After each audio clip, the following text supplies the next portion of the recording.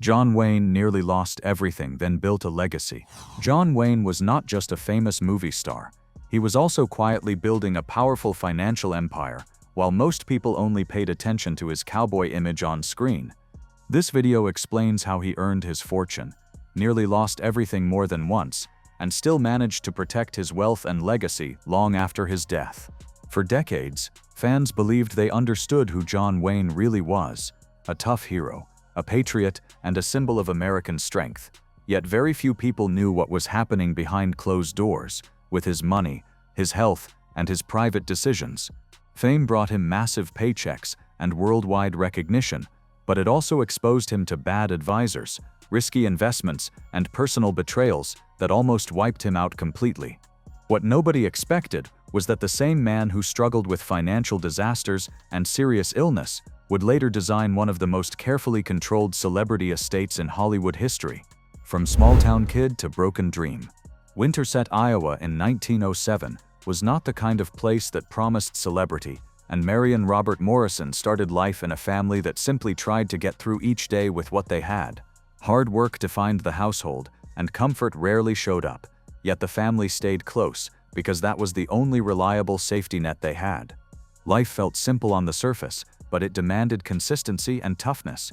Glendale, California became the next chapter when the family moved west, and that relocation quietly rerouted Marion's future in ways he could not have predicted. A big Airedale Terrier named Duke followed him everywhere, which led neighbors to label the boy Little Duke, while the dog became Big Duke, and the nickname stuck so well that Marion eventually stopped using his real name in daily life. The habit spread fast, because teachers, friends, and even people who barely knew him repeated it, and before long the name Duke felt less like a joke and more like a second skin. That simple shift mattered later, because Hollywood loved a name that sounded like it belonged on a billboard. High school brought sports, structure, and a clear goal, and football quickly turned into the thing he poured himself into most. Talent on the field earned him a scholarship to the University of Southern California, which meant the path ahead looked stable for the first time, and it also meant he had a reason to believe he could become a famous athlete. That plan ended abruptly when a serious injury during a game shut down his football career, leaving him forced to rebuild his future from nothing. The disappointment hit hard, because the scholarship had been a sign that hard work could guarantee a future, and the injury proved the opposite in the most direct way. Instead of walking away, he started searching for any door that might open, even if it looked small, temporary, or completely unrelated to sports. 1926 became the turning point that kept him from drifting. One of his old football coaches helped him get work at Fox Film Corporation, and the job was not glamorous, because it involved moving props and helping wherever he was needed behind the scenes. Still, studio work placed him inside the movie world every day, and that exposure mattered more than the paychecks did. Props, schedules, and the daily rhythm of production became familiar, and he learned how much discipline it took to keep a set running smoothly. When silent films needed bodies in the background, he stepped in as an extra, because any chance to be near a camera felt like an opportunity worth taking. Small extra roles in silent films followed, and those tiny appearances offered a practical kind of training, even if nobody in the audience remembered his face. John Ford entered his life during that period, and a friendship formed that would later define his career, because Ford noticed the strong presence and quiet confidence Duke carried with him. Ford's belief mattered, since he would later direct many of the films that turned John Wayne into a star, and that relationship began when Wayne was still doing whatever job kept him close to the set. 1928 brought a small but memorable step forward in Mother McCree, where he herded geese on camera, a simple task that looked almost silly, yet it marked his first clear step in front of an audience. A dream had already died with football, but a new one started forming on studio lots. The direction still looked uncertain. That uncertainty pushed him forward anyway. The years Hollywood ignored him. 1930 introduced a new name and a new gamble, and director Raoul Walsh helped reshape Marion Morrison into John Wayne, because studios felt his real name sounded too soft for the Western hero they wanted. The name change was not just cosmetic, it was a signal that the business saw him as a product that needed the right label. With that shift came his first starring role in The Big Trail, a production designed to be huge, filled with new camera techniques and large scenes meant to impress. The problem was the format. Many theaters in 1930 could not project the film properly, so audiences never experienced it the way the studio intended, and the box office suffered badly because of it. A movie built to launch him instead stalled his career, and what should have been a public breakthrough became an industry warning sign. That failure pushed him into years of low-budget westerns, the kind of films that kept him employed but did not create national fame. One after another, he appeared in small projects with simple stories and limited promotion, and the work felt repetitive from the outside, yet it gave him something more valuable than attention: experience built quietly. Those struggling years also shaped the character audiences would later recognize. Roles often demanded bravery, honesty, and strength, so he practiced standing tall, speaking clearly, and moving with quiet confidence until the behavior looked natural rather than performed. Along the way, he watched how directors worked, how sets ran, and how money decisions were made, because the business side of Hollywood was visible to anyone willing to pay attention. That routine trained his instincts. Dialogue became tighter, timing improved, and the camera stopped feeling intimidating because he had spent years watching how scenes were built from the ground up. Even when the films were small, he treated each one like practice for the moment. A better script finally landed in his hands. Nearly a decade passed with his career stuck in place, and that stretch tested his patience more than his talent. None of it stopped him. The result was a performer who had learned discipline through repetition, which meant that when a real opportunity finally arrived, he could handle it. Studio politics also became clearer during that period. He saw how a single box office failure could label an actor, how quickly studios moved on, and how important the right director could be for a career that needed credibility. Those observations stayed with him, and they influenced how he approached deals later, especially after money problems taught him the same lesson in a different way. 1939 was waiting around the corner, and it would change his reputation in a single stroke. Rise of a brand, not just a star. Stagecoach in 1939 became the moment the industry could not ignore because John Ford cast John Wayne as the Ringo Kid and placed him in a film with strong writing, powerful direction, and a story that reached audiences everywhere. After years of forgettable movies, one role suddenly made him look inevitable. The film received 7 Academy Award nominations, and that recognition reshaped how studios spoke about him in meetings and contracts. Audiences remembered the Ringo Kid, and the name John Wayne started carrying real value, which meant better budgets, stronger directors, and roles that no longer felt like filler. A long partnership between Wayne and Ford grew from there, running from 1939 through 1963, and producing numerous films that refined his image. The Long Voyage Home arrived early in that stretch and showed a deeper side of him, which meant he was no longer seen as only a tough face for action scenes. Over time, audiences came to expect a certain kind of hero, brave, steady, and honest, and he learned how to deliver that consistently. The late 1940s and 1950s widened his range. War films became part of his catalog, and Sands of Iwo Jima in 1949 earned him an Academy Award nomination, proof that his appeal could work outside pure westerns. She Wore a Yellow Ribbon, Rio Grande, and The Searchers followed as key titles that gave him chances to show more emotion while keeping the core persona intact. Beliefs also shaped his choices.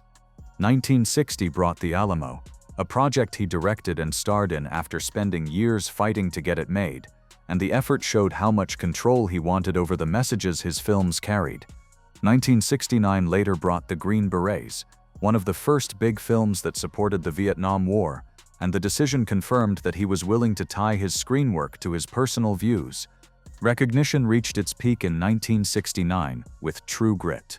Rooster Cogburn, a rough, one-eyed U.S. Marshal, allowed him to show a tired side, a funny side, and a tougher edge at once, and the performance earned him an Academy Award win. That award mattered, because it confirmed he could do more than repeat a single type of hero.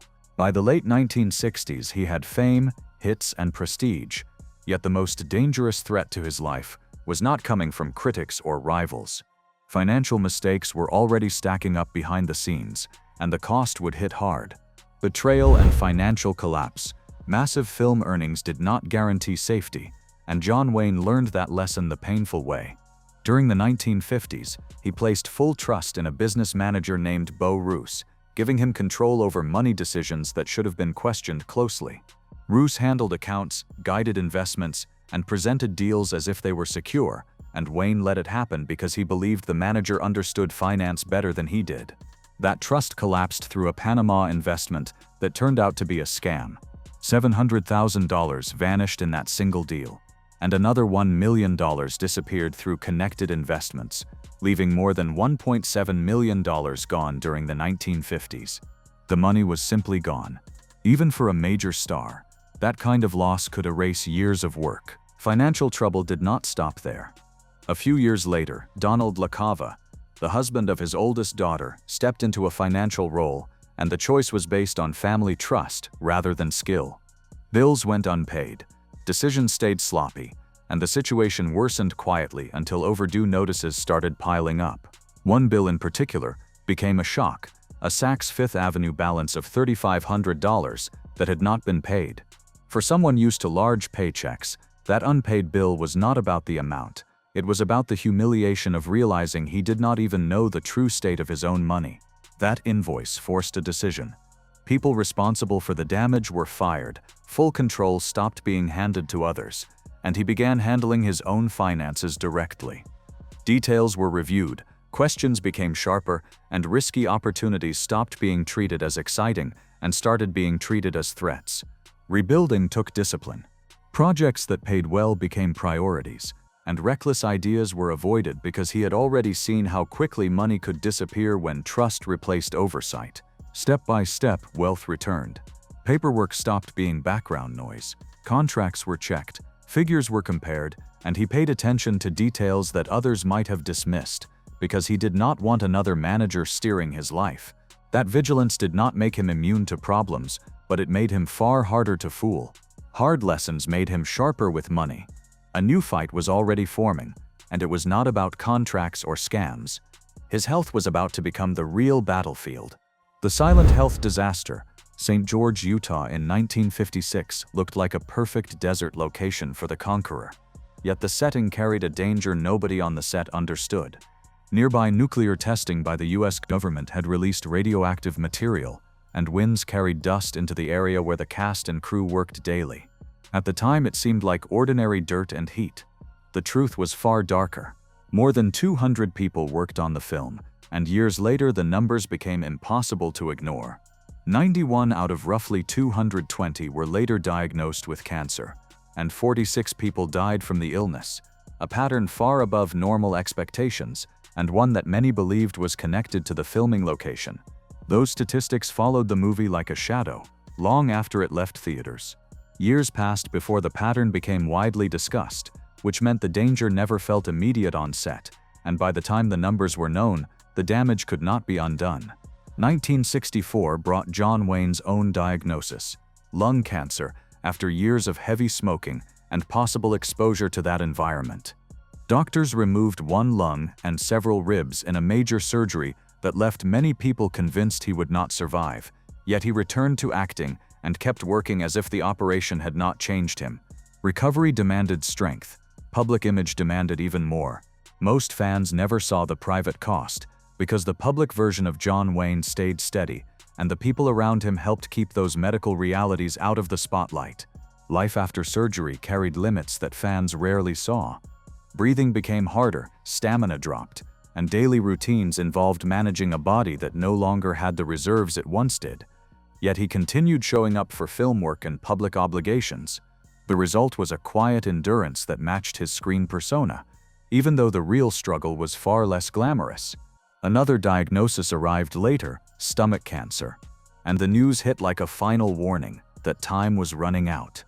Instead of hiding, he began speaking out about cancer, encouraging people to see their doctors and take their health seriously, using his platform to raise awareness while he fought privately. The will that shocked everyone. June of 1979 did not only bring grief, it also brought financial headlines, because the details of John Wayne's estate quickly became public knowledge. Properties in Arizona and Washington state formed part of that value, along with other assets he had accumulated by the end of his life. Hollywood expected the usual chaos, yet the documents showed structure. because he had already learned what happens when money sits unprotected in the hands of the wrong people. Around $7 million. That was the estimated value at the time, and in today's money it would sit close to $25 million, a number that surprised many people who assumed movie stars simply spent what they earned. Years of health problems and earlier financial disasters had pushed him toward a mindset built around protection, and the will reflected that mindset with clear instructions that left little room for argument. 7 children from 2 marriages appeared as the core beneficiaries, and each received a share meant to provide security rather than chaos. Personal items also went to specific family members, reflecting private relationships and memories that never appeared in public interviews. The will read like a final effort to keep the family stable after he was gone. Josephine, his first wife, also appeared in the plan through a trust fund that provided monthly payments even though they were no longer together. That decision reflected respect for the life they had shared, and it ensured she would not be left without support. After Josephine passed away, those trust payments went to 4 of their children, keeping the money inside the family structure he designed. 2 longtime secretaries received gifts of tens of thousands of dollars, a sign that loyalty mattered to him beyond blood ties.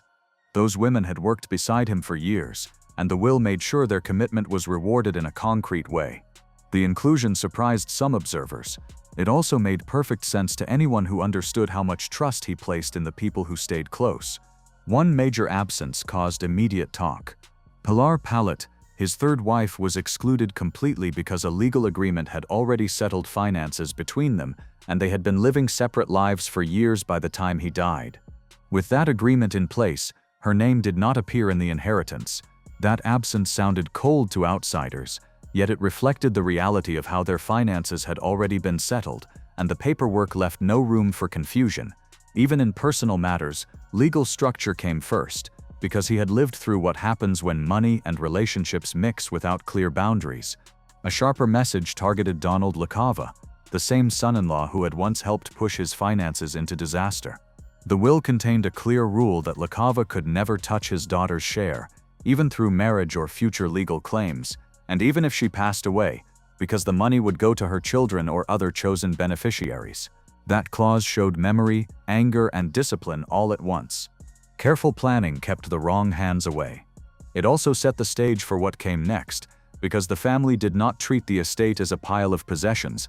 They treated it like a machine designed to keep running. Legacy and the modern business empire. John Wayne left more than money, and his children carried the responsibility of protecting a name that still held commercial power. Michael Wayne stepped into the film world as a producer, helping keep the family reputation secure inside Hollywood itself. Patrick Wayne followed the acting path and built a long career, showing pride in carrying the Wayne identity into a new era. Mary, also known as Toni Wayne, stayed more private, yet she still received a meaningful share of the inheritance and remained connected to family life. Melinda Wayne took on organizational roles behind the scenes, helping manage family matters where structure mattered more than publicity. Asisa Wayne stayed involved in family business efforts, shared stories about her father, and helped ensure new generations knew who he was. John Ethan Wayne worked to protect the Wayne brand and also appeared in films, later focusing attention on maintaining his father's image with care. Marisa Wayne, the youngest daughter, remained present in family events and supported the broader effort to keep the legacy active rather than frozen in the past. The family did not only inherit wealth, they inherited a job. John Wayne Enterprises became the main structure used to manage that job. Brand protection became central, which meant the family focused on quality, values, and long-lasting appeal instead of quick trends that could damage reputation. Products tied to his name were treated like extensions of his public image, and approvals were handled with strict control. Helping others also became part of the mission, because the family wanted the name to stand for something beyond profit, and charitable work made that clear without needing speeches or publicity stunts. Wayne Family Estates grew as one of the most visible business arms, turning the name into a wine brand that fans and collectors recognized. Partnerships expanded into lifestyle products as well, including a collaboration with Fire and Flavor that produced grilling tools and food items aligned with the outdoor, rugged identity people associated with him. Clothing, hats, posters, books, and other collectibles continued to sell, giving fans tangible ways to connect with his image. Publishing agreements helped keep his story in circulation, and new books about his life and career introduced him to people who were not alive during his peak film years.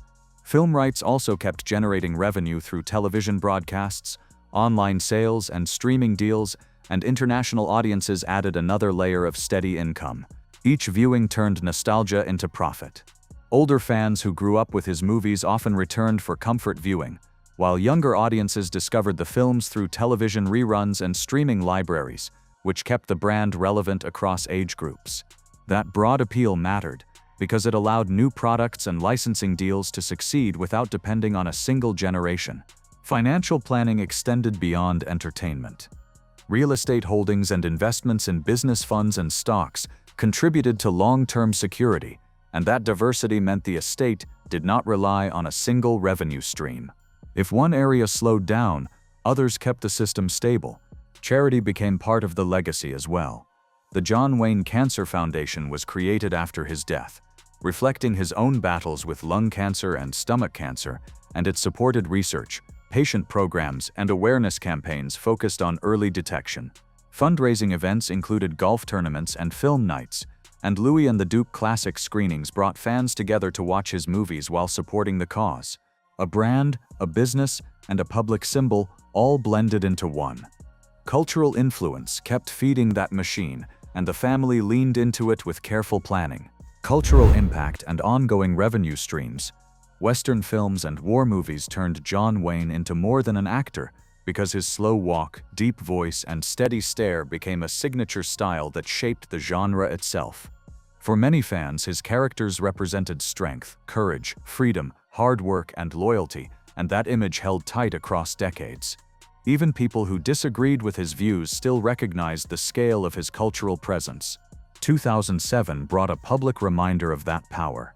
His 100th birthday sparked celebrations across the country, with events that included chuckwagon dinners, outdoor concerts, and gatherings where families came together to relive the feeling of old Western life. Fans wore cowboy hats, shared stories, and treated the milestone like a national nostalgia event rather than a niche celebration. Auctions became part of the centennial attention, with signed photos, film props, and rare collectibles attracting buyers who wanted a piece of history. Trivia competitions and fan events gave people a chance to show how well they knew his films, and the family helped plan these celebrations to keep the legacy fun, meaningful, and organized. That public activity also kept the brand visible, which meant business benefits followed naturally.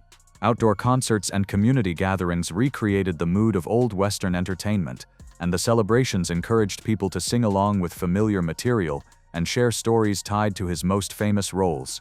Every event acted as a reminder that the John Wayne name still pulled crowds, and that public interest fed directly back into the ongoing business system. Revenue continued flowing through several channels. Classic films such as True Grit, The Searchers, and Stagecoach remained popular on television and on streaming platforms, and each broadcast or purchase generated income for the estate. Merchandise sales stayed strong as well, with mugs, shirts, posters, and branded items purchased by longtime fans and new collectors. Partnerships like the wine line and grilling products reinforced the brand's lifestyle angle, allowing the name to live in kitchens, backyards, and personal collections, not only on movie screens. Real estate growth and steady investment management added stability, and those assets worked quietly in the background while the public focused on nostalgia. The Cancer Foundation kept the story tied to something larger than profit, and that charitable mission helped preserve respect for the name. It also focused on education about catching cancer early and taking health seriously, reflecting the warnings he gave during his own battles. Through movies, products, investments, and philanthropy, the John Wayne legacy operated as a system built to last, not as a fading memory. A poor boy named Marion Morrison had become a symbol, and the symbol kept working even after Few Hollywood legacies operate with that kind of structure. John Wayne's story began in 1907 in Winterset, Iowa, and it ended on June 11, 1979, yet his influence never truly stopped. Football dreams collapsed after injury, early films failed to create fame, money vanished through scams and mismanagement, and cancer reshaped the final chapters of his life, yet the pattern remained the same, because he kept rebuilding under pressure. That resilience became part of the legacy. Lessons from financial disaster pushed him toward control.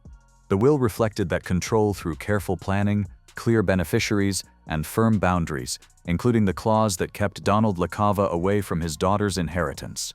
$7 million became a foundation that the family protected through trust funds, organized business structures, and a consistent brand identity that avoided cheap shortcuts.